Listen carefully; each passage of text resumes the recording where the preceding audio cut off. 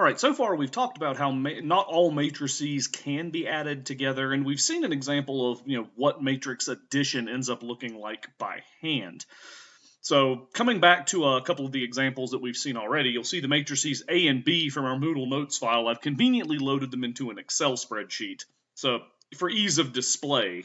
But as you'll recall, when we do matrix addition, it goes corresponding entry by corresponding entry. So if I wanted to add these two matrices A and B right here, what I would need to do is add this 5 to this -1. And so then in the top left corner of the matrix, I get 4.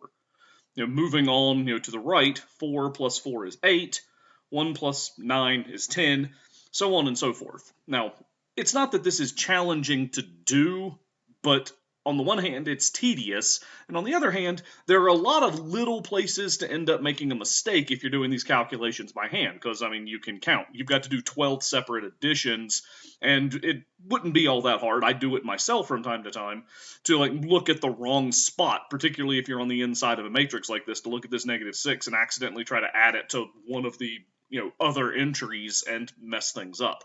So generally speaking, unless we have variables present, I generally expect technology to be, something you use while you're doing matrix addition. So I want to walk through how we can do this both on a TI-83, 84 series graphing calculator and inside Excel. So we'll take a look at this. I tend to default towards using the calculator because I'm a math teacher. That's where I come from. Excel is also quite capable of doing it. It just got a slightly different setup. Anyway, so to get a matrix put into the calculator, it's a little tricky, but we need to go into this matrix menu. It's the second function of the x to the -1st key. So I hit that guy, and it pops up a list. So we've got 3 broad categories we're going to use here. To put a matrix into the calculator, we want to move over to the section labeled Edit. I've actually already cheated a bit and stored the matrix B that you see at the bottom of this Excel page in here. But let's go ahead and see what happens when we put in the matrix A. So I hit enter on that. First, I'm going to need to define the size of the matrix. It starts with just a 1 row, 1 column, single number guy. So we've said before, the matrix A is 3 rows by 4 columns. Remember, row by column. You'll notice as you put it in, it sort of dynamically, blows out the size of the matrix here. A calculator display is only going to show 3 columns at a time. You'll notice on the right-hand side, we've got those ... looking things. So if we move over, they are in fact there. It just can't show all of them at once for spacing reasons. So once we've got this set up, now we just need to sort of make our way through and enter the numbers. So we see 5, 4, 1, 2, and it just fills in, left to right, top to bottom, essentially. You could move around to put in a different number if you wanted to, or to hop over a 0 if it turned out the matrix was, had a 0 in it. Neither of these do. Now, for a negative number, remember to use the negative key down there at the bottom of the calculator, not the subtraction key. You'll get an error message if you try to do that, so it kind of flags that it's going to happen, but it is a problem from time to time for folks. So -1, then we have 7, then 5, and then 3. Okay, so now my matrix is stored. All right, to get back to the main screen to do actual calculations or something in the matrix, I hit second, and then this button labeled quit up here in the top left of the calculator button set. All right, now if I wanted to check and just make sure that I'd put this thing in correctly, you can go back into the matrix menu, and now this guy labeled names, that's what you'd actually want to trigger to call one of the matrices so you can do something with it. So you'll notice I hit enter on that guy and it brings up the matrix A. Note it's got those little squared brackets like we had on the matrices in the Moodle file. Those are important, and you can't just generate those using the keyboard or anything. So yeah, don't try using the alpha key to get matrix A. If you do that, that's a separate variable in the calculator. Just don't try to do that. Anyway, I just want to double check and make sure I put A in here correctly.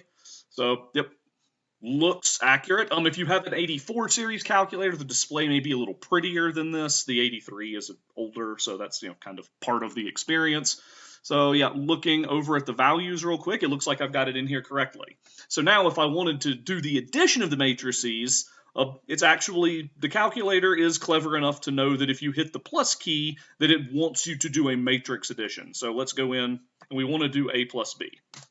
So at A, we hit the plus key, and then we go back into the matrix menu to get that matrix B. Again, I promise I've set it up correctly. So we do A plus B, and ta-da! There you go. You can see I called out what you'd get out of those first 3 entries along the first row. You can double check. This does end up working out to what we'd expect.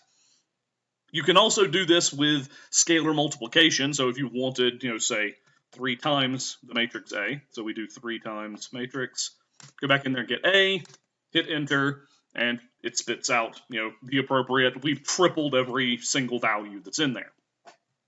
So that works, and you can actually combine these things together. So the notes file suggests calculating 3A minus 2B.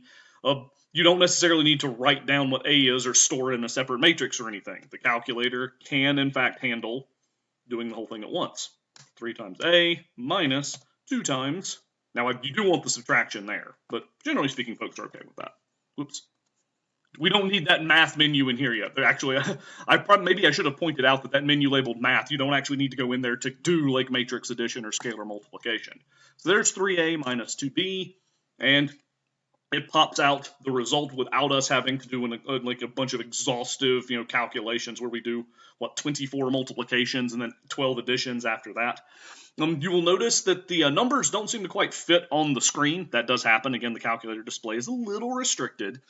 So as you move over, you can actually use the arrow keys. This works so long as you have not done some other command on the calculator. So you can use left and right to display. You'd probably be able to figure out -1 shouldn't be what I get out of 3 times, 3 times 2 minus, double 11. -1 isn't appropriate. It's actually -16. So that way you can, get the appropriate entries without having to, go back in and store the results anywhere. All right. So that's the calculator and addition and subtraction and scalar multiplication. So I did want to take a look at how this would end up looking if you were doing this in Excel. So you've got these guys loaded here. Excel does do things a little bit differently. So I'm giving a label here for my addition matrix. So like we've seen before with Excel calculations, if you want Excel to do some sort of calculation, you need to lead with an equals key. And now what I'm going to do is click on the top left entry of my corresponding matrices and add them bit by bit together. So we've got this guy plus the top left entry of my matrix B. Again, it nicely color codes things for you.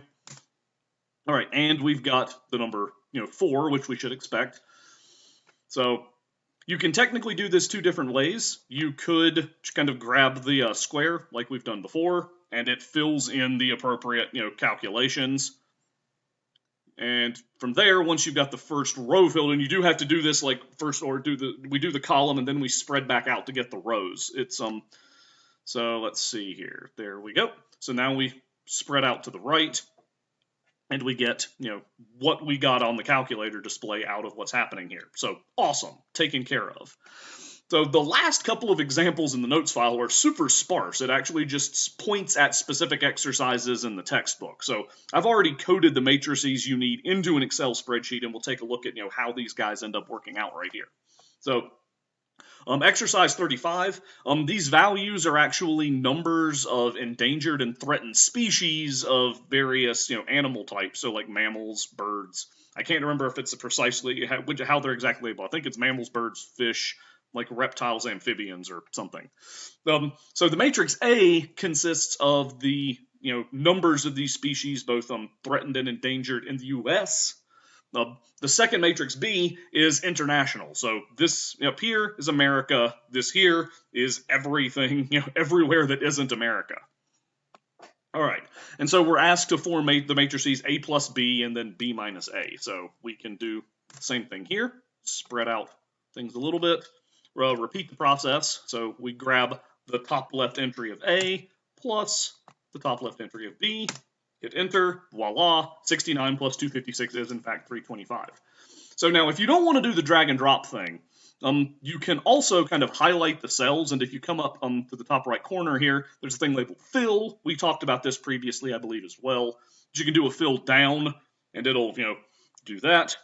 Then we can spread over, make sure I've got the right size, and you could use fill right, and again, Excel is smart enough to expand the, as you say, to do things, so you keep adding corresponding cells. It doesn't use what you've done previously. So, all right, you'll notice this one guy here has a couple of little, pound signs, sharp signs, hashtag symbols, whatever you want to call them. So that basically just means the number's too big for Excel to display in the current viewing window. So if we double click on one of these boundaries, hey look, it auto expands, so we get the full number that's right there. So matrix addition, matrix subtraction would work the same way. So I did want to take a look at scalar multiplication real quick in the context of this final example. So if you look at exercise 45 in the textbook, these are expense values for like a traveling salesperson, broken down by category and day of the week. So the days are running horizontally, Monday, Tuesday, Wednesday, Thursday, Friday. And then this is something like gas, food, like hotels, or I can't remember the exact categories. You can look it up if you're curious. So the idea is our salesperson ends up realizing that moving to a new town, that the cost of living goes up essentially. So he's the person is expecting a 5% increase in all of their expenses across the board. So technically, yeah, you could do like a figure out 5% of 44, add it, so on and so forth. So you could do that by hand, but that basically just amounts, if a 5% increase in everything, that's effectively the same thing as taking our matrix A that we've got here, and multiplying it by 1.05. So, taking the percentage and scaling it to a decimal like we normally do. So, like we do with Excel, we want an equals to lead into the calculation here. We click on the top left cell of the matrix. Boom. That's actually rounded, if I remember right. Yeah, it's 46.2. So now to generate the rest of the values, we can do the drag and drop or the fill. Either one would work. We get, the first column filled up. Then we move out that way. And again, you'll see some values are a bit too big for the given window. It'll sometimes do some rounding if it can, but here we go. So this is what our salesperson could expect to spend the next week in a new city. And there's an extension where you could do like another 5% increase over this, that sort of thing. So that's addition and scalar multiplication using both of the two means of technology I generally take for granted you've got access to in Math 210. So that's it for now. In our next section, we're going to take a look at another operation involving matrices. So stay tuned.